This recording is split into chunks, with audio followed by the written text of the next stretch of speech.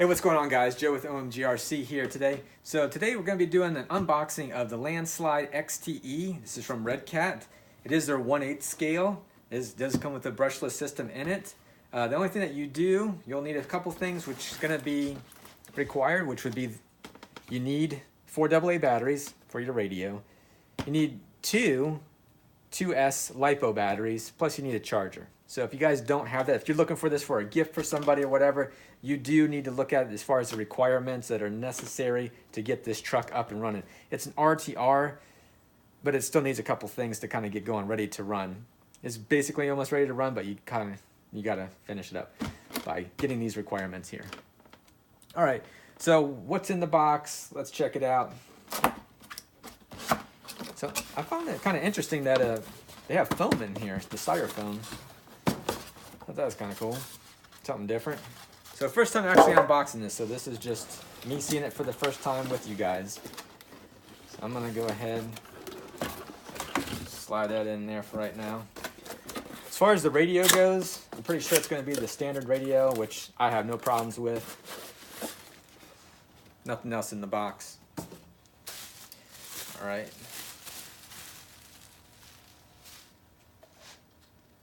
Normal, you know, your 2.4 gigahertz radio, your 4 AA batteries that are required, all your adjustments. You know, if you guys already have some Redcat stuff, you know, as far as these remotes, but I don't want to make sure that anybody that's just watching this video for the first time or looking at a Redcat for the first time, you know what you're getting in the box.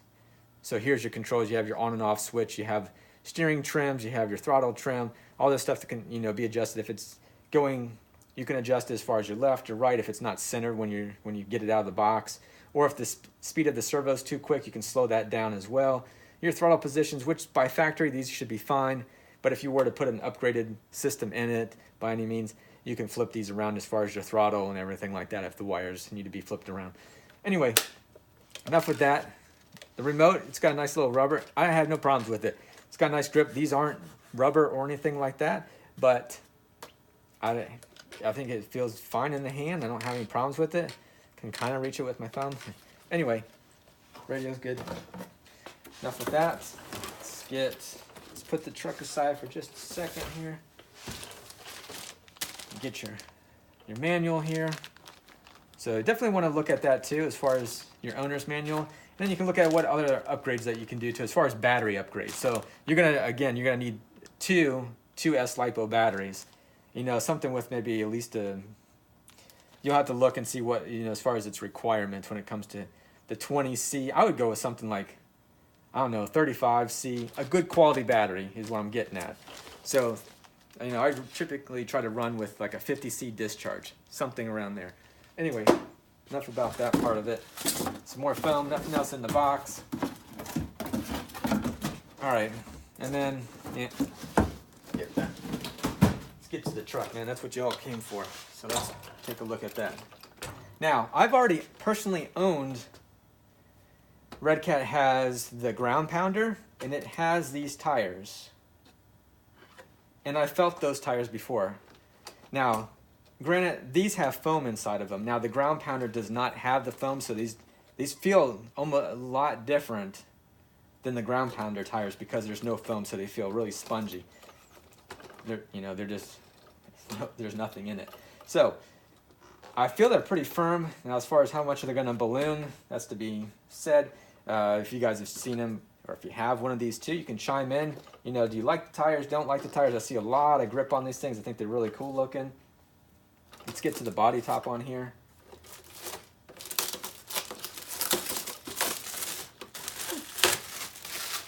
Okay. Just like most people say too, you can't really see the flame job on this thing as well like I can in person, but you have to take it for me. Take my word for it. This thing looks nice. Now, let's see if I can get close enough there. I'm gonna kind of walk so I can kind of see the camera a little bit so you see what's going on there. Hopefully that light's picking it up pretty well. Not too bad. But you can see it all. I like it. It looks pretty mean with these types of. Now even the ground pounder comes with like these types of rims, but they're chrome, which I like the black obviously. it looks, I mean, it goes perfectly with this particular vehicle. Vehicle's got a little bit of weight to it. I'm not exactly sure what the weight is on it, but definitely has a little bit of weight to it. Not bad at all. Chassis is nice. See if you guys can see that pretty well. Again, if you guys watched my previous video, which would be for the Redcat, the shredder, I mentioned this too. Now, since this is kind of, what do you want to call it? It's not the gear, so this would be the spur. The spur gear sits right on the other side of this, and it's not exposed. Again, I like that idea that they don't expose that gear to potentially pick up, you know, whatever rocks or debris that might be able to try to get in there. So I definitely like that about it, that they did stamp that, however they press it, and that way that spur gear can sit in there without being exposed. So that's definitely a nice thing. And also you can see that this is one full piece of aluminum. So there's no like an extension like on the shredder or so. Very nice. Looks to be pretty thick. I don't have a scale or a measuring to tell you, oh, how thick this chassis is or nothing like that. Yeah. But I can say shocks are nice on this thing. So let's get ahead and take a look on the inside of it here.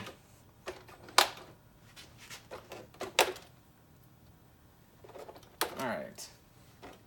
And like I said, I'll put a link down below so you guys can check it out on the OMGRC website. Yeah, you can, there's a little bit of, it looks to be like a little bit of a pearl that's in that paint job. Or a metallic. Maybe you can see it. Let me see. Sorry if I'm eking. Anyway, I do like the body top on it. Kind of looks like a face in the background. Like here. The two eyeballs, a nose, and a little mouth. Kind of funny. Alright. So, this motor here is a 19200 kV motor. It's got it right here. Now, if you guys have watched my other video as far as the shredder, I ordered a Leopard. It's a 2000 kV that's capable of 6S. So, might stick this guy, maybe stick that other one in there as far as to see how it runs on a 6S system. But anyway, the 4S is cool. I don't mind it. I like 6S. It's more power. It's just a little bit more fun. A little bit more different. Oh, that'd be my, sorry. Anyway, charging up some batteries here. Of course, it's going to be ringing right while I'm doing a video. But anyway, that's why I'm just charging up so I can do the Redcat running video of that. So that's what you heard. All right. Other than that, big bore shocks, aluminum capped. They say big bore, I guess. I don't know if I would. They're not super huge shocks, but we'll go with that as far as big bore. That's what it says.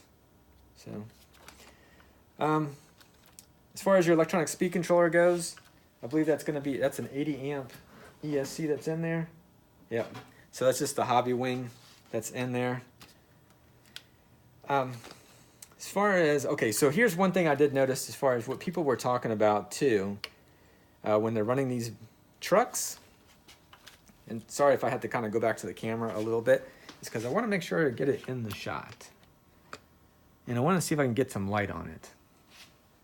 And I don't really have anything to kind of point at. But here's your... Okay, so there's your spur gear that's right there. That is really close to this battery tray. Now it does have like a little bit of a notch to it, which is just like on the other side as well. Has a little bit of a notch. They're very close. And if you have a battery that's in there and it pushes too much on that wall, it's gonna want to chew that spur gear up. There, I'll have to find some other more information on it too. Someone went down on a lower spur gear. That way it wouldn't, they had more clearance. I think it's like a 49 tooth, but I gotta make sure that this is, I don't want to give you wrong information on that, but you want to check into that because again, if you put too big of a battery in here and it pushes, it's gonna want to do that. Plus, it's super close to that. So I'll have to look into that. Maybe I'll do another video of it. If I come up with a spur gear that's a little bit smaller, I'll do a video of that so you guys know what to grab. So when I do that video. All right. So going forward, as far as your servo, I think it's just a 15 kilograms, what I'm pretty standard, I believe, on that one. So you got some aluminum pieces that are in here as well.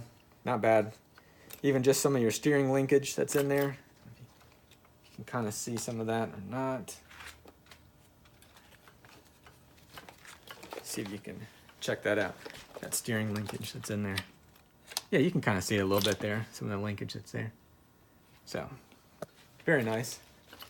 Yeah, and as far as the motor goes too, you know, I like the little heatsink that's on there. Not bad. Especially right now. I'm in Florida, so this is fine, but the summertime, this really probably needs a fan on it. It's not going to be enough, I'm sure. It's not going to be efficient. But will that motor still be here during summertime? I don't know. I might switch it out. I like switch. You know, I'm sure a lot of you guys too, you buy it. Especially this is kind of like not an entry level. This is a great price point RC vehicle. And there's a lot of room to grow because, you know, there's other RC vehicles that are more expensive. And I just think that for the price point, like that $299 price, I think it's a great deal. So again, you know, this is great. I'm going to say, I think this thing does something like around 40 miles an hour. It's not bad at all. Suspension's pretty good on it. But again, I'll have to check that out. It feels like there might be a little bit of air that's in the front one here. It doesn't really... The back one's not... it's still got... It feels like it's got... I don't know. You'll have to probably go through these shocks anyhow. It's probably a good idea to do when you're just getting an RC car. What if you want to take it out and just drive it and then do it later? But I feel like it's got a little bit of air in there. It's not completely full like it should be as far as when it comes to the shocks. But anyway, that could be for another video too as far as doing the shocks. All right, anything else as far as the arms on this thing too? You'll notice, like, at least this particular vehicle, this arm, they could go. So if you broke a front arm and by chance then you break a rear arm, you can just switch them, you know, you could just put that, you can flip them around basically. It saves you money. You don't have to buy a left and a right, or if it comes with a left and right, well, you can at least do the rear too. So it's not like you have to buy, oh, I got to buy a front one, then I have to do a rear one, you know, vice versa. So that'll save you a little bit of money too. So you're not like, oh, I got to order this one. So I think that's nice that Redcat does that stuff. So that way, it just makes it a little bit more budget friendly. So when you break something, so I'm definitely digging it. And I love the aluminum chassis on this thing. You know, you don't really get too many of those for the price point. So definitely like that. And as far as metal, even just the dog bones that are sitting in there for your drive shaft linkage, that's in there, very nice on that one. It does have a center differential that's in there as well. And obviously the rear. So these can all be tuned with, you know, thicker oils or grease. So that way, because I know the first thing that happens with a lot of these, which kind of bugs me, to each their own. But when, you know, you get all that power to the front and these balloon and you're losing all of it, and it just makes sense that that happens because, you know, the car's going to want to squat, it's going to plant the rear, it's going to get more traction there. That's just kind of nature of the beast. I mean, it's more or less physics, so it's going to happen. But to kind of calm that down a little bit is by, you know, putting a thicker grease in the diff, in the center diff there. That should help, you know, slow that down, more resistant, which then it'll try to transfer that power more evenly. I did it even with some of my other cars too. Just because if there's nothing thick in here, it's going to do that. These tires are going to balloon. You're going to lose a lot of traction there. And your back tires are just sitting there like, well, I get what I get. So anyway, enough rambling on that part of it. You have your on and off switch as well. That's right here. Necessary. You have your Dean style connections, T's, however you want to say it. Very nice on that part of it. But yeah, that's just going to be it on that. I do like the little bit of the clear plastic that they have here, just to kind of deflect a little bit of the debris that comes in there. But overall, definitely nice. Even just the body. So if you want to put a different body on it, let me be straight honest with you here. I like that the fact that the body posts aren't all the way up. So you have room. So you can actually like, this is pretty low profile body top on here. So you definitely have the option of pulling these little pins out. These are little body clip pins. Pull those out and you can raise that up, put those pins back in. So there looks to be quite a bit of adjustability. If you can see in there, I'm going to kind of peek at the camera Just make sure what I'm talking about is what you guys are seeing. Hopefully that's what's been happening. But anyway, if you look in here, you can pull these out, then you can adjust it up or down. So if you want to go, so you definitely have more available. And it's the same for the rear as well. So I'll flip that around for you guys. But you can see here too, it has more adjustability, so you can raise that up. So that's nice. I definitely like that. I hate it when it's like, it's already maxed out and you're like, oh man, I don't like that body. I want to put a different one on. Then it's like, what do I do with the body post? So anyway, that's definitely a nice thing there. Oh, there's definitely, is there some aluminum that's in here? Anyway, I was just looking to see the drive cups, what have, no. So that stuff's plastic. It does have extensions on here too, which is interesting. The hubs, they've been extended, so they're definitely a little bit further out, those wheels. Not bad. I can almost guarantee you those are 17 millimeter. Those are 17 millimeter hubs that are on there. So that means, what, 17 millimeter, it's kind of like this. Nice. I'm gonna say it's definitely more relevant. It definitely can get a lot more wheel selection when you have a 17 millimeter. So that's definitely nice. You know, the 17, the 12, those are pretty common ones. So that's nice that Redcat does that. As far as even here, your 17-inch hex that's on there, what have you, so you can get those wheel nuts off of there. That's nice. The front and back bumper too, they're the same. So if you break one, you just get the same one for the front or the rear. Probably what I will do eventually is take these little headlamp looking things out and make it look a little like it's the rear bumper than it is the front. So it's like, is it coming or going? So yeah, I'll probably take those pieces out just to make it a little bit better looking. But again, that's some super minor stuff. But yeah, I think this is great, man. I definitely enjoy it. I like the Redcat stuff. It's bang for the buck, man. That's bottom line. That's why I'm doing this RC series too. When it comes to, you know, I did a 1/6 scale yesterday, which was a shredder. I'm doing a 1/8 scale, and I'm not going to have a 1/10 scale as of yet, as far as which one, because I'm not really 100% sure which one I want to do for that. I do have, actually I do, sorry. Next week, I'll have a 1/10 scale and another 1/8 scale body, or a buggy, not buggy, a truggy. I guess it's truggy, monster truck, stunt vehicle, more or less. So I'm going to have a few of those coming next week, so that'll be excited about that one for sure.